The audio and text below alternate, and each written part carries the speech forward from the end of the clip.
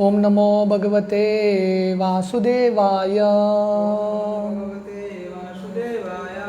ओम नमो भगवते वासुदेवाय। ओम नमो भगवते वासुदेवाय। नारायणं नमस्कृत्य नरं चैव नरोत्तमं देवीं सरस्वतीं व्यासं ततो जायमुदीरये। नष्टप्रायेषु अभद्रेषु नित्यं भागवत सेवया भगवती उत्तमश्लोके भक्तिर्भवति नैष्टिकी।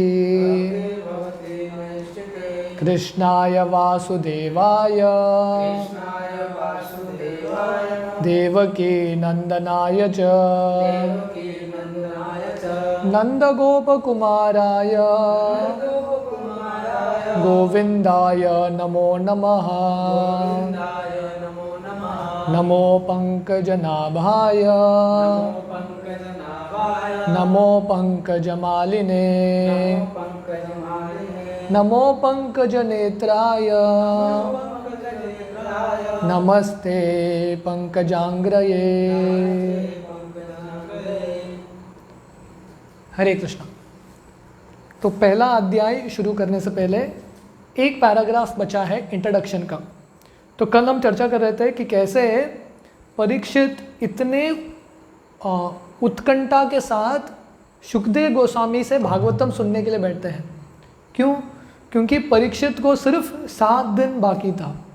तो प्रभुपाद लिख रहे हैं हर एक व्यक्ति को बहुत ध्यान से कृष्ण कथा सुनना है, बहुत सीरियसली। तो कोई बोलेगा नहीं, मुझे तो परीक्षित की तरह श्राप नहीं मिला है 7 दिन का। पर प्रॉपर यहाँ पे बोल रहे हैं one should be conscious of death at every moment. This life is not at all assured, one can die at any time. तो हर एक व्यक्ति को ये जानना चाहिए कि मृत्यु कभी भी आएगा, कौन से भी क्षण पे मृत्यु आ सकता है। कोई बूढ़ा हो, जवान हो, मृत्यु कभी भी हो सकता है। इसलिए हर एक व्यक्ति को कृष्ण मांगनामृत या कृष्ण कथा सुनना बहुत महत्वपूर्ण है। At the point of his death king Parikshit was hearing Shrimad Bhagavatam from Shukdev Goswami. तो परीक्षित महाराज जब मृत्यु का समय आता है उनको, तो वो श्रीमद् भागवतम सुनने के लिए बैठते हैं। When King Parikshit expressed his untiring desire to hear about Krishna, Shukdev Goswami was very pleased. तो जब परीक्षित अलग अलग प्रश्न पूछते हैं, तो हमने देखा परीक्षित के अलग अलग प्रश्न हैं कि बलराम जी के 2 माँ कैसे हैं। रोहिणी के गर्भ में पैदा हुए वो देवकी का भी पुत्र माना जाता है। बलराम जी के 2 माँ कैसे हैं। कृष्ण का जन्म होते ही कृष्ण गोकुल क्यों चले गए अपने माता पिता को छोड़ के। कृष्ण ने कंस अपने मामा को क्यों मारा, इत्यादि उनका प्रश्न है। और जब शुकदेव गोस्वामी देखते हैं कि परीक्षित इतना उत्साही है सुनने के लिए, ऑलरेडी 3-3.5 दिन हो चुके हैं कृष्ण कथा सुनते हुए, पर परीक्षित अभी भी थके नहीं है, उत्साह है। तो एनर्जी ना ट्रांसमिट होता है। जब सुनने वाला व्यक्ति बहुत उत्साही होता है, जो प्रवचन दे रहा है, जो कृष्ण कथा कर रहा है, उसको भी उत्साह आता है। So it is contagious. तो दोनों मदद करते हैं एक दूसरे को, है कि नहीं। तो स्टूडेंट्स का एक्सपीरियंस कब होगा, जब स्टूडेंट का भी जो चिंतन है, मनोभावना सही है, उस समय टीचर भी बहुत खुश होता है। सो जो पढ़ाने वाला है, अध्यापक है, उसका सबसे इम्पोर्टेंट ज़रूरत है जो स्टूडेंट सब स्वीकार करने के लिए तैयार है। जैसे अर्जुन थे, द्रोणाचार्य जो भी सिखाते थे उसी दिन रात को अर्जुन परफेक्ट हो जाते थे, अगला दिन परफेक्ट होके नया सीखने के लिए तैयार। तो इसलिए द्रोणाचार्य और देते थे अर्जुन को। तो वैसे ही जब शुकदेव गोस्वामी सुनते हैं कि परीक्षित इतना उत्साही है, इतना उत्कंठा है उनको सुनने में, इतने दिन हो गए खाए नहीं, पिए नहीं, सोए नहीं, फिर भी थके नहीं, सुनने का इच्छा है, तो शुकदेव गोस्वामी बहुत प्रसन्न होते हैं। Shukdev Goswami was the greatest of all Bhagavad reciters And thus he began to speak about Krishna's pastimes which destroy all inauspiciousness in the age of Kali. तो शुकदेव गोस्वामी बहुत प्रसन्न होते हैं और जितने भी प्रवक्ता हैं उसमें से सर्वश्रेष्ठ शुकदेव गोस्वामी हैं, इसलिए वो कृष्ण कथा वर्णन करना शुरू करते हैं। और कृष्ण कथा सुनने से क्या होगा, ये कलयुग का जितना भी अंधकार है, दोष है, अज्ञान है, वो सब मिटेगा कृष्ण कथा। सो कृष्ण कथा एक टॉर्च लाइट की तरह है, भागवतम एक टॉर्च लाइट की तरह है, ये अंधकारमयी कलयुग को रोशनी देता है। Shukdev Goswami thanked the king for his eagerness to hear about Krishna and he encouraged him by saying. तो शुकदेव गोस्वामी धन्यवाद देते हैं राजा को कि आपने प्रश्न पूछा, अगर आप प्रश्न नहीं पूछते हैं मुझे अवसर नहीं है कृष्ण कथा बोलने के लिए। तो इसलिए दोनों एक दूसरे के लिए आभारी हैं। परीक्षित आभारी हैं कि शुकदेव गोस्वामी कृष्ण कथा बताने वाले हैं, और शुकदेव गोस्वामी आभारी हैं परीक्षित को कि वो सुनने के लिए तैयार हैं और वो प्रश्न पूछ रहे हैं। So this is relationship. तो दोनों गुरु और शिष्य बेनिफिट करते हैं ऐसा कृष्ण कथा से। तो शुकदेव गोस्वामी परीक्षित महाराज को धन्यवाद देते हैं और उनको एंकरेज करते हैं ये बोलते हुए, my dear king, your intelligence is very keen because you are eager to hear about the past times of Krishna. तो परीक्षित को बोलते हैं आप बहुत बुद्धिमान हैं, आपका जो बुद्धि है बहुत शार्प है। क्यों? क्योंकि आप कृष्ण के बारे में सुनना चाहते हैं। तो सबसे बुद्धिमान व्यक्ति कौन है? जो भगवान के बारे में सुनना चाहता है, उसमें टाइम इन्वेस्ट करता है। ही is the most intelligent. He informed Maharaj Parikshit that hearing and chanting of the pastimes of Krishna are so auspicious that the process purifies the 3 varieties of men involved.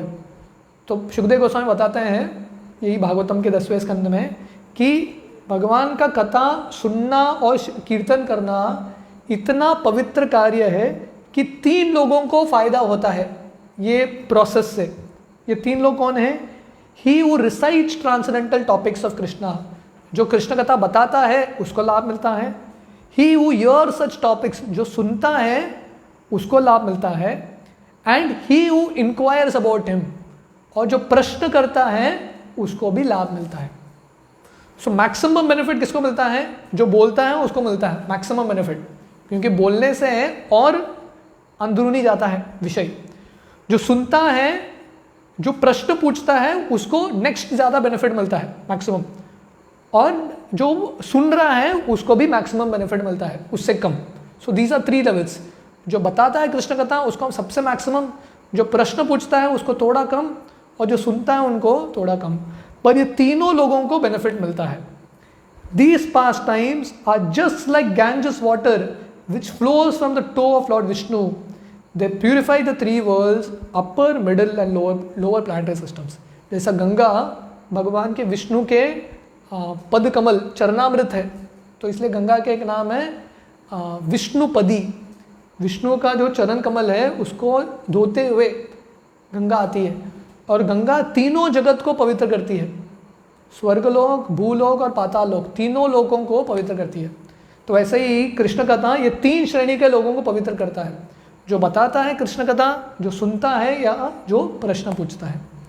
So with this अभी शुकदेव गोस्वामी ये introduction देके, परीक्षित को धन्यवाद देके कृष्ण लीला का वर्णन शुरू करते हैं, कहानी शुरू करते हैं कृष्ण लीला का। So this is chapter 1।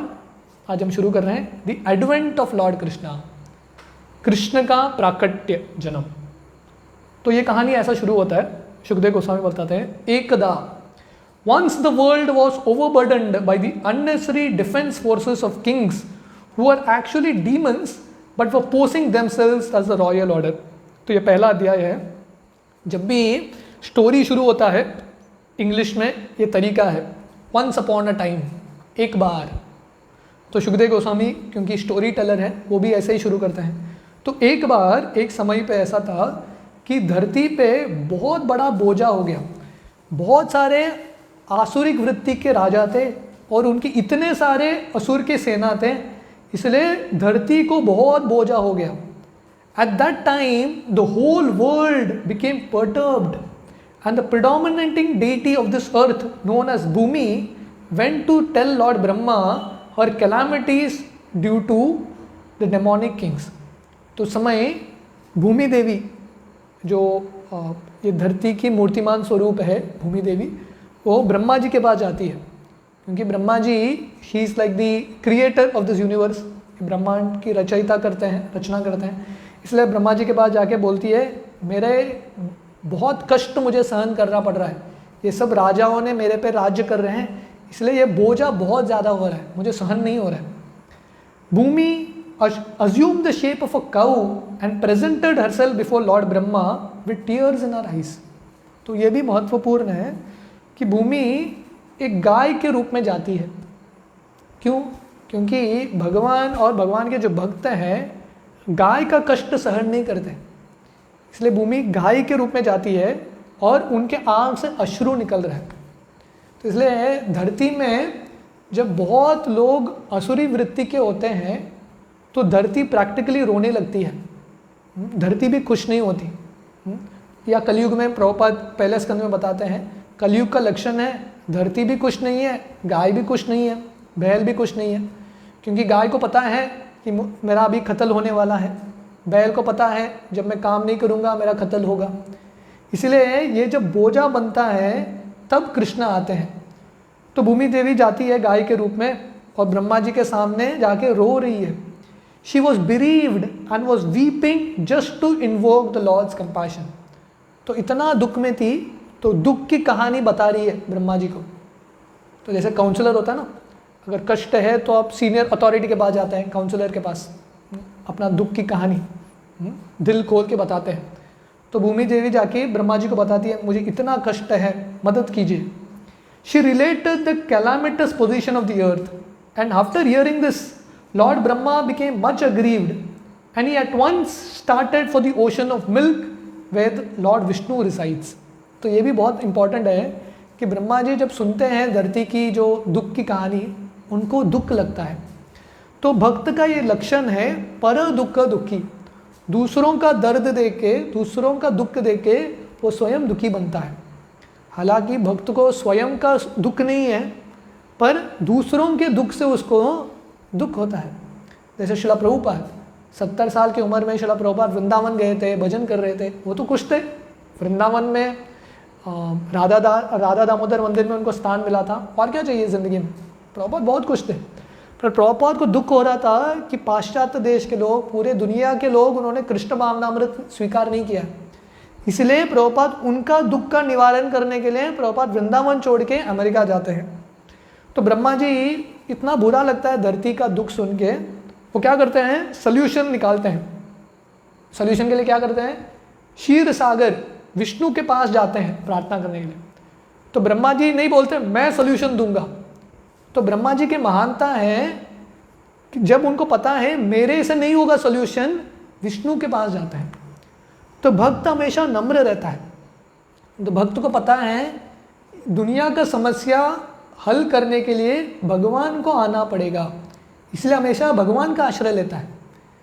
चैतन्य चरितामृत में ये वर्णन आता है, जब अद्वैताचार्य देखते हैं कि धरती, जैसे ब्रह्मा जी यहाँ पे देख रहे हैं, अद्वैताचार्य देखते हैं कि धरती में, स्पेशली उस समय बंगाल नवद्वीप में, सब लोग भौतिकवादी बन गए, सब लोग मजा कर रहे हैं, कोई भी भक्ति नहीं कर रहा है, कोई भी भगवान का हरिनाम नहीं ले रहा है। और अद्वैताचार्य प्रचार करना चाहते थे। और अद्वैताचार्य कौन है, स्वयं महाविष्णु है, सदाशिव है। पर अद्वैताचार्य को लगता है मेरे पास शक्ति नहीं है इन लोगों के हृदय को परिवर्तन करने के लिए, तो इसलिए वो भगवान श्री कृष्ण को बुलाते हैं और कृष्ण चैतन्य महाप्रभु के रूप में आते हैं। तो इसलिए ब्रह्मा जी का कंट्रीब्यूशन है। कृष्ण क्यों आते हैं, एक कारण है ब्रह्मा जी का प्रार्थना। ब्रह्मा जी धरती को नहीं बोलते मैं सल्यूशन दूंगा आपका, वो क्या बोलते हैं, मैं सॉल्यूशन नहीं दे सकता, विष्णु के पास जाएंगे। तो जनरली कोई आपसे प्रश्न पूछता है या सॉल्यूशन मांगता है, अगर हमको आता भी नहीं है हम एम्प्टी एश्योरेंस देते हैं मैं करूँगा आपका प्रॉब्लम सॉल्व। पर महान भक्त अपने आप को नम्र मानते हैं और भगवान का आश्रय लेते हैं। उनको उनका ईगो हर्ट नहीं होता ये बताते हुए कि मेरे पास सॉल्यूशन नहीं है, कृष्ण का आश्रय लो। जैसे ध्रुव महाराज अपने माँ के पास जाते हैं सुनीति रोते हुए कि मेरे पिताजी और मेरे जो सौतेली माँ ने मुझे अपमानित किया है, क्या करूँ। तो सुनीति सीधा बोलती है ध्रुव महाराज को, विष्णु का शरण ले लो।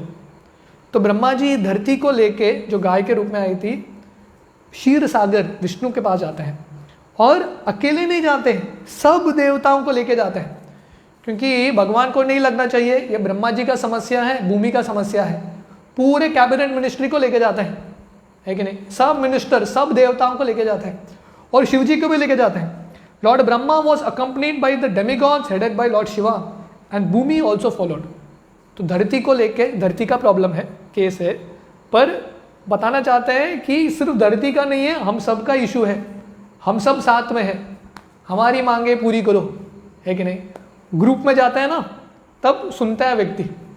इसलिए कृष्ण प्रकट कब होते हैं? संकीर्तन। अकेले ब्रह्मा जी जाके बुलाते नहीं भगवान को, भक्तों को इकट्ठा करके, देवताओं को इकट्ठा करके भगवान के पास जाके प्रार्थना करते हैं। क्यों? क्योंकि संकीर्तन में साथ में आने से वो झुंड में शक्ति है कि नहीं। वही जो उदाहरण मैं बता रहा था, एक व्यक्ति हड़ताल करेगा, कोई उसको सीरियसली नहीं लेगा, लाखों व्यक्ति, हजारों व्यक्ति जाके हड़ताल करेंगे, गवर्नमेंट सीरियसली लेगा, है कि नहीं। तो ब्रह्मा जी और देवता कृष्ण के पास जाते हैं और बोलते हैं, देखो हम सब लोग आगे इधर अटेंडेंस देने के लिए, आपको आना ही पड़ेगा। इसलिए जब भक्त साथ में आके कीर्तन करते हैं, कृष्ण को पुकारते हैं, वो समूह में कृष्ण अवश्य आते हैं। नाहम तिष्ठामि वैकुंठे नाहम हृदयेषु वा यत्र गायन्ति मद्भक्त तत्र तिष्ठामि नारद। तो कृष्ण बोलते हैं, मैं वैकुंठ में नहीं हूँ, योगियों के हृदय में नहीं हूँ। कहाँ पे हूँ?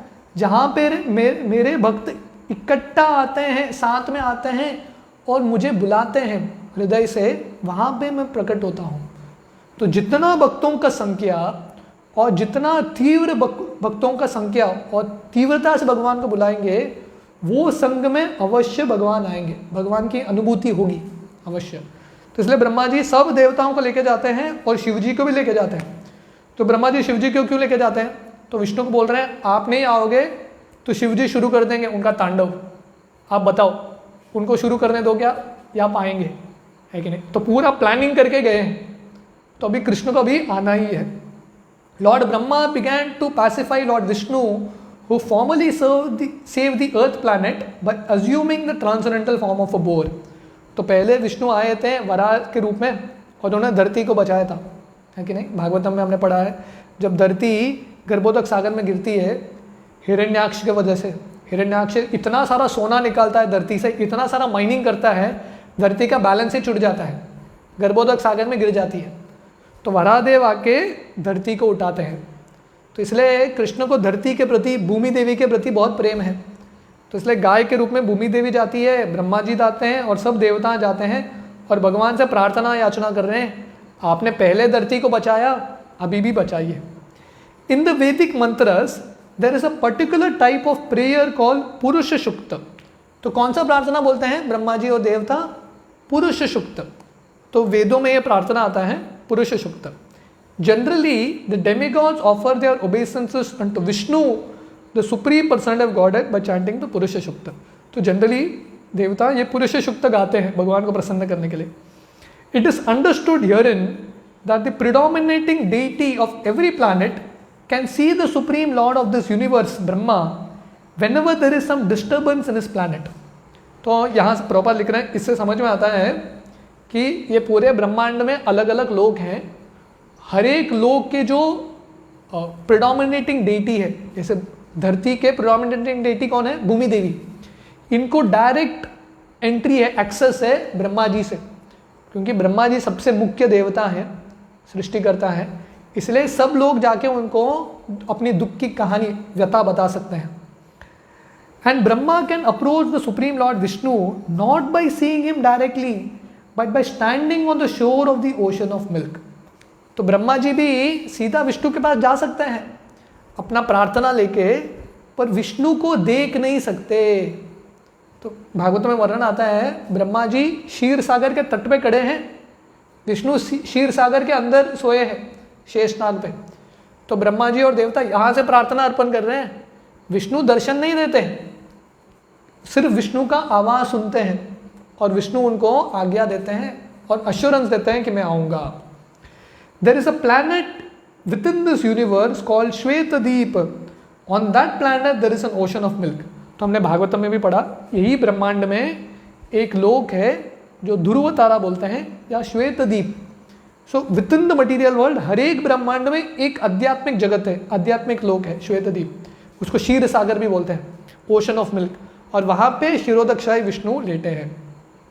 It is understood from the Vedic literatures that just as there is an ocean of salt within this planet, there are various kinds of oceans in other planets. तो प्रभुपाद बता रहे हैं यहाँ पे कि जैसे ये दुनिया में समुद्र है किसका, खारा पानी का, सॉल्टी वाटर, वैसे ही अलग अलग लोकों में अलग अलग समुद्र है अलग अलग चीज़ों का। Somewhere there is an ocean of milk, somewhere there is an ocean of oil, and somewhere there is an ocean of liquor and many other types of ocean. तो प्रभुपाद बता रहे हैं कि कहीं पे समुद्र है किसका, दूध का समुद्र है क्षीर सागर, कहीं पे तेल का समुद्र है, और कहीं पे लिकर जो सोमरस है इसका समुद्र है, कहीं पे मधु का समुद्र है। तो कोई बोलेगा ये सब विश्वास कैसे करें, है कि नहीं, पर ब्रह्मांड बहुत बड़ा है कि नहीं, अपने छोटे से बुद्धि से हम पूरे ब्रह्मांड को माप नहीं सकते। तो प्रभुपाद ने भागवत में समझाया है कि अगर साइंटिस्ट सब जगह गए नहीं हैं तो ये भी हो सकता है, अगर आप सब जगह गए हो तो आप बोल सकते हो कि यह संभव है, पर ये पूरे ब्रह्मांड को हमने कहाँ स्टडी किया है, तो क्या है शास्त्रों में उसको स्वीकार करना पड़ेगा। तो प्रभुपाद एक्चुअली और एक जगह पे लिखते हैं कैसे विश्वास करें कि दूध का भी सागर होता है। तो प्रभुपाद बताते हैं जैसे गाय होता है ना, गाय से गोमूत्र निकलता है जो खरा होता है, सॉल्टी होता है, और वही गाय से दूध भी निकलता है कि नहीं। तो वही एक ही प्राणी से दूध भी निकल रहा है और खारा पानी गोमूत्र भी निकल रहा है। तो वैसे ही कहीं पे सॉल्टी वाटर है तो कहीं पे नेचुरली दूध का भी सागर रहेगा। Purusha Sukta is the standard prayer which the demigods recite to appease the supreme personality of Godhead Kshirodakshayi Vishnu. तो पुरुष शुक्त, पुरुष का मतलब है शिरोदक्षाई विष्णु जो पुरुष अवतार है, तो उनको संतुष्ट करने के लिए ये स्टैंडर्ड एक प्रेयर है। देवता हमेशा पुरुष शुक्त गाते हैं। Because he is lying in the ocean of milk he is called Kshirodakshayi Vishnu. He is the supreme person of Godhead through whom all incarnations within this universe appear। तो क्योंकि वो क्षीर सागर, दूध का दूसरा संस्कृत का शब्द है क्षीर, क्योंकि क्षीर के सागर में लेटे हैं इसलिए ये विष्णु का नाम है शिरोदक्षाई विष्णु। और जनरली जब भी भगवान के अवतार होते हैं ये शिरोदक्षाई विष्णु के माध्यम से ही आते हैं। ये एक स्टैंडर्ड सेट प्रोसेस है कि नहीं। तो इसलिए देवता जाते हैं, ब्रह्मा जी जाते हैं, धरती जाते हैं और शिरोदक्षाई विष्णु से प्रार्थना करते हैं, और जितने भी अवतार हैं उनके माध्यम से ही आते हैं। तो इसलिए जब कृष्ण भी आते हैं, पूर्ण पुरुषोत्तम भगवान जो विष्णु के भी स्तोत्र हैं, वो भी यही चैनल को फॉलो करते हैं। After all the demigods offered prayers in the form of Purusha Shukta to the Supreme Person of Godhead, they apparently heard no response। तो सब देवता जाते हैं और प्रार्थना अर्पण करते हैं, पुरुष शुक्त प्रार्थना गाते हैं, और उनको कुछ उत्तर ही नहीं आता। इमेजिन करो आप ये विशाल सागर के तट पे गए हो और कहीं पे अंदर विष्णु लेटे हैं, आप देख नहीं सकते उनको, प्रार्थना अर्पण कर रहे हो पर विष्णु दर्शन भी नहीं दे रहे हैं, उत्तर भी नहीं दे रहे। Then Lord Brahma personally sat in meditation and there was a message transmission from Lord Vishnu to Brahma। उसके बाद देवताओं को कुछ सुनाई नहीं दिया, उनका प्रार्थना आंसर हो रहा है कि नहीं, मैसेज गया है कि नहीं, ईमेल गया है कि नहीं। ब्रह्मा जी वहाँ पे ध्यान पे बैठते हैं और ब्रह्मा जी के हृदय पे भगवान का उत्तर आता है। तो ये सिस्टम है, प्रभुपाद लिख रहे हैं, that is the system of receiving वैदिक नॉलेज। सिस्टम क्या है? गुरु के माध्यम से ही हम भगवान का शब्द सुन सकते हैं। हमारे लिए भगवान का क्या इच्छा है हम डायरेक्टली भगवान आके नहीं बताने वाले हैं। भगवान किसके माध्यम से बताएंगे? गुरु के माध्यम से। तो ये देवता हालांकि भगवान के भक्त हैं, उनको भगवान का दर्शन भी नहीं हुआ, भगवान का जो वाणी है, उपदेश है, वो भी सुनाई नहीं दिया। सिर्फ एक व्यक्ति को सुनाई दिया, वो कौन है? ब्रह्मा जी। और ब्रह्मा जी क्योंकि देवताओं के गुरु है, उनको सुनाई दिया और ब्रह्मा जी ने पास ऑन किया देवताओं को। तो ये परंपरा है। गुरु का कर्तव्य है भगवान का संदेश पाना और शिष्य को देना। So no one can approach God directly. देवता भी भगवान को डायरेक्टली अप्रोच नहीं कर सकते, ब्रह्मा के माध्यम से ही होता है। इसलिए प्रभुपाद लिखते हैं, this is the system of वैदिक नॉलेज। द वैदिक knowledge is received first Brahma from the supreme person of Godhead through the medium of the heart. तो ये वैदिक मार्ग है, ये परंपरा मार्ग है। पहला वैदिक ज्ञान भगवान ब्रह्मा को देते हैं उनके हृदय में, हार्ट टू हार्ट ट्रांसमिशन। इसलिए भागवतम में वर्णन आता है, as stated in the beginning of Shrimad Bhagavatam, तेने ब्रह्म हृदया, the transcendental knowledge of Vedas was transmitted to Lord Brahma through the heart. तो भगवान ब्रह्मा जी को उनके हृदय में ये ज्ञान प्रकाशित करते हैं, ज्ञान दीपेन भास्वत। तो ब्रह्मा जी के हृदय में ये ज्ञान आता है और ब्रह्मा जी बाकी लोगों को देते हैं। Here also in the same way only Brahma could understand the message transmitted by Lord Vishnu and he broadcasted to the demigods for their immediate action. तो ब्रह्मा जी विष्णु का संदेश सुनते हैं और देवताओं को बताते हैं। तो ये तरीका है। कृष्ण का प्राकट्य कैसे होता है? गुरु के माध्यम से। जब गुरु आते हैं, गुरु हमको कृष्ण का आदेश बताते हैं और उसका जब हम पालन करेंगे तब कृष्ण का अवतार होगा। द मैसेज वॉज, तो कृष्ण का मैसेज क्या था? भगवान ने क्या मैसेज दिया ब्रह्मा जी को? The supreme person of godhead will appear on the earth very soon along with his supreme powerful potencies, and as long as he remains on the earth planet to execute his mission of annihilating the demons and establishing the devotees, the demigods also should remain there to assist him. They should all immediately take birth in the family of the Yadu dynasty, wherein the Lord will also appear in due course of time. तो कृष्ण का, भगवान का क्या आदेश था? भगवान बोले प्रार्थना स्वीकार कर लिया, एक्सेप्टेड, रिक्वेस्ट एक्सेप्ट कर लिया, तो बहुत जल्दी हम अवतार लेंगे, कृष्ण के रूप में हम आएंगे, अपने सब शक्तियों के साथ, अपने सब पार्षदों के साथ हम आएंगे। और जब तक मैं धरती में लीला करूँगा और असुरों को मारूंगा, भक्तों की रक्षा करूँगा, तब तक सब देवताओं को भी आना है। तो कृष्ण देवताओं को नहीं बोलते ठीक है मैं संभाल लूँगा, आप लोग जाके सो जाओ आपके रूम में, नहीं, कृष्ण ये नहीं बोलते। कृष्ण क्या बोलते हैं? मैं करूँगा, मैं आऊँगा, आप लोगों को भी आना पड़ेगा। उनको भी आना पड़ा, देवताओं को भी आना पड़ा। तो इसलिए गीता का फिलॉसफी है कृष्ण मदद करेंगे पर उसके साथ साथ हमको हमारा कर्तव्य भी करना है कि नहीं? We can't leave everything on Krishna. Krishna को हमको सपोर्ट करना है, कृष्ण के साथ कोऑपरेट करना है। तो इसलिए कृष्ण ब्रह्मा जी के माध्यम से देवताओं को बताते हैं कि आप सब लोग जन्म लीजिए यदुकुल में, क्योंकि कृष्ण भी यदुकुल में आने वाले हैं, इसलिए आप सब लोग यदुकुल में जन्म लीजिए और मुझे सहायता कीजिए, you all help me. The supreme personality of godhead himself Krishna personally appeared as the son of Vasudeva. तो वही कृष्ण वसुदेव के पुत्र के रूप में आते हैं। Before he appeared, all the demigods along with their wives appeared in different pious families in the world just to assist the lord in executing his mission.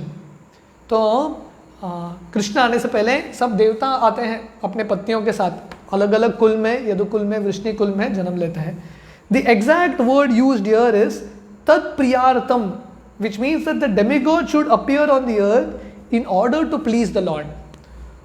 तो भगवान देवताओं को बोलते हैं आप सब लोग जन्म लीजिए धरती पे, क्यों? तत्प्रियार्थम, मुझे प्रसन्न करने के लिए, समसिद्धिर हरितोषणम। इसलिए हर एक व्यक्ति का कर्तव्य है कृष्ण के ये आंदोलन में, कृष्ण के मिशन में असिस्ट करना। तो इसलिए ये सब देवता आते हैं कृष्ण के मिशन में असिस्ट करने के लिए।